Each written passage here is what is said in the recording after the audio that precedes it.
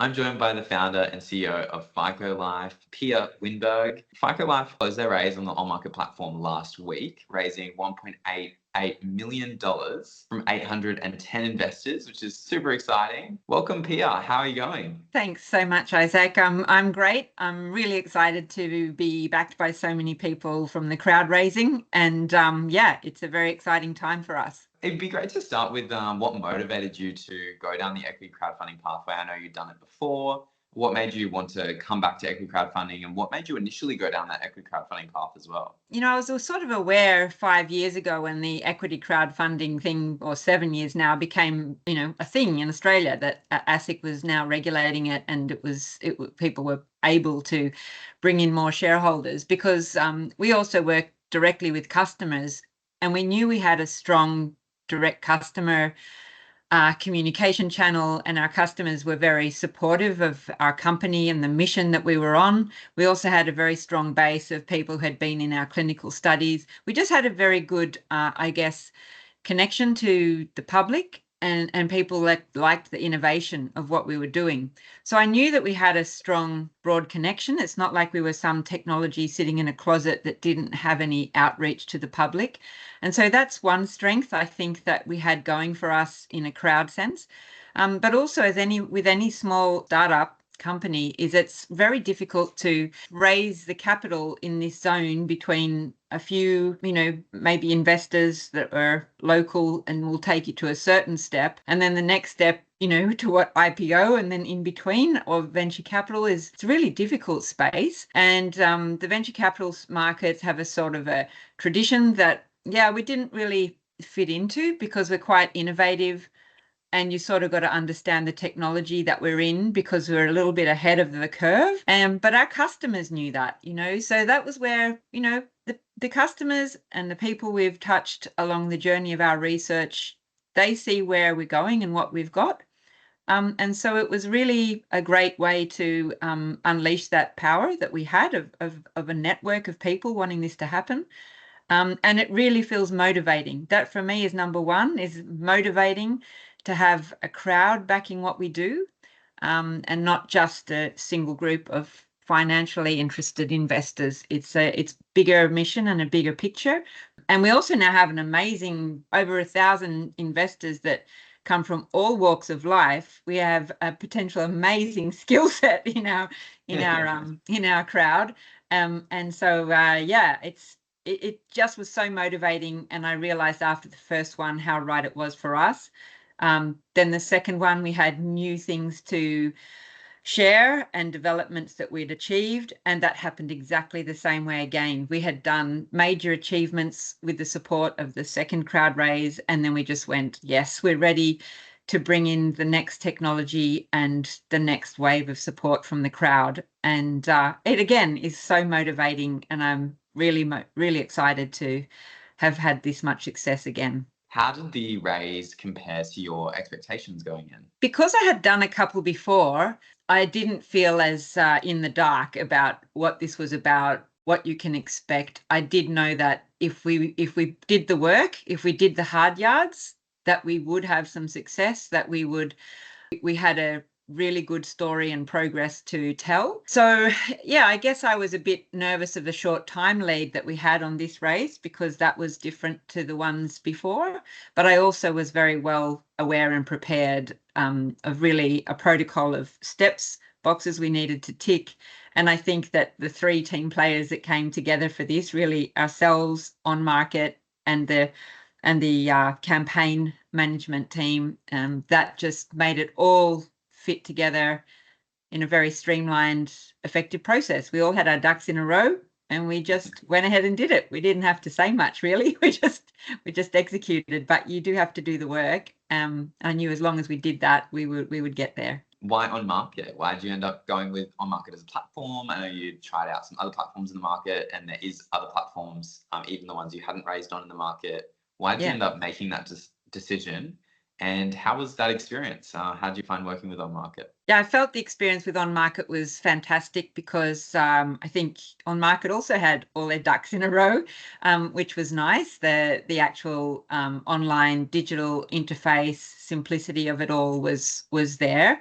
I do have loved the crowd equity platforms that we've been on before, but I just feel like we sort of elevated to a new scale of opportunity, and On Market has a little bit more exposure to a larger investment network, but also companies that are sort of going in from crowd raising stage into sort of secondary share trades and maybe IPOs one day, that it felt like a little bit of a progression in terms of where we're at in a company as a company and reaching a new network. But above all, it was a very clean, seamless, and straightforward and easy team to work with that was set up. So yeah, I felt it was great. Great to hear. You talked about some of the short lead time. What's some of the preparation that you did? I know you already had a lot of your ducks in the row already from being through previous raises. What's some of the little bits that you needed to get organized to go forward with the raise? The core hard focus in the beginning has to be around preparing the story and the assets. And so as long as those are done really well, and then we had a great team behind us doing that, getting the story together, the assets, the videos, and scheduling a series of communications to shareholders, that is so essential because, or investors that are becoming shareholders, that's so essential just to make sure that the execution is tight and consistent.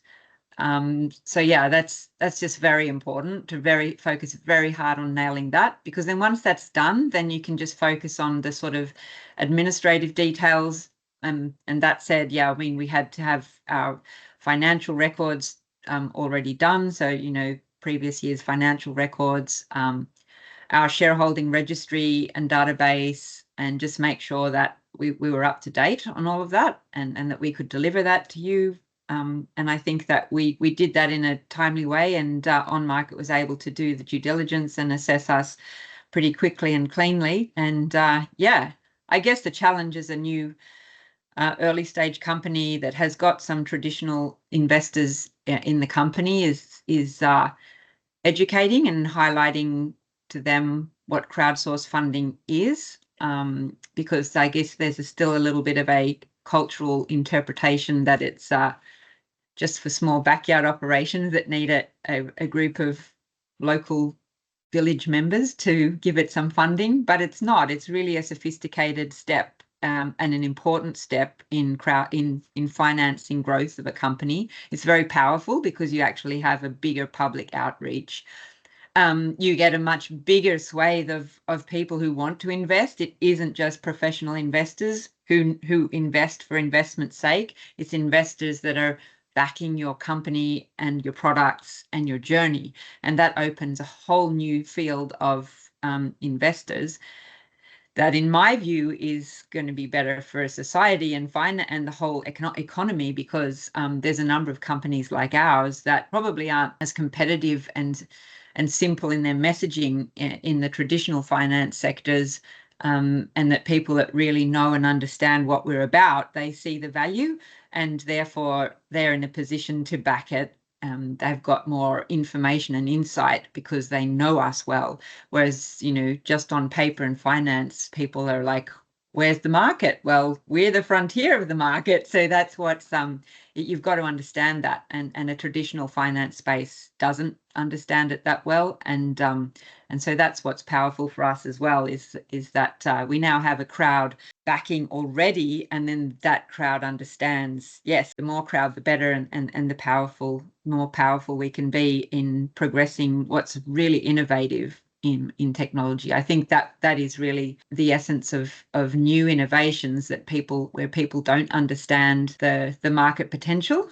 That's where companies like ours fit well into crowd equity. And have you seen any other tangible benefits in your business, maybe a spike in sales or any publicity that might have happened? How have you found that? Yes, because we're already a strong in e-commerce, and that's what we were building up. The event of the crowd equity, the crowdsource funding raise, coincided with a whole lot of e-commerce investments that we'd made. And I wouldn't say there's one single factor, but they all sort of just hit a sweet spot during the crowd equity raise. And so our sales are now accelerating phenomenally. So it's very exciting for new shareholders who are coming on board to be able to see that, yep, if we all get in and pitch this mission, it's going to sail. So now it's just about, having all hands on deck, and we have many hands on deck, which is great. But we just got to be busy trimming the sails and making it smooth sailing as much as possible. Yeah. Where did the investors end up coming from, Pia? Did you find they were customers or followers of you, previous shareholders, maybe some cornerstone investors that might already be in your space and be watching you as a founder? Where did you find these investors tend to have come from? I found it was very exciting that some of our existing crowdsourced funding shareholders came back and took up new shares in this because they've seen the journey. They've watched our communications, and I was very humbled and proud of that because I felt like, yes, they know us from the inside and they're prepared to invest again. And so that was exciting. And some of them actually then accelerated their investment because they felt they knew us and they were more informed and secure about this investment. So that was a great opportunity to harness the potential of the crowd we already had.